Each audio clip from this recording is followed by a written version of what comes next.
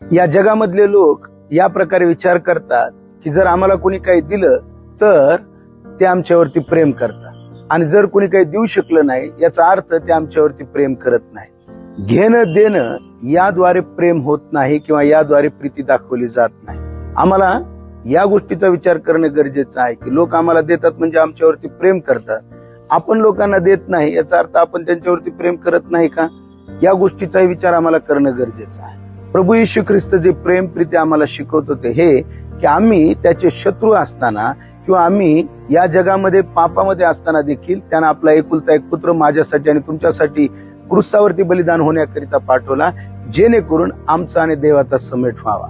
त्याविषयी आम्हाला देवाच्या वचनामध्ये रोमकरासपत्र याचा 5वा अध्याय आणि 10व्या वचनामध्ये वाचायला मिळते. त्या प्रकारचं प्रेम आणि प्रीती आपल्यामध्ये असू द्या, म्हणजे रोजचा दिवस आमचा आनंदाचा होईल. देव बाप मला आणि तुम्हाला आशीर्वाद. आमेन.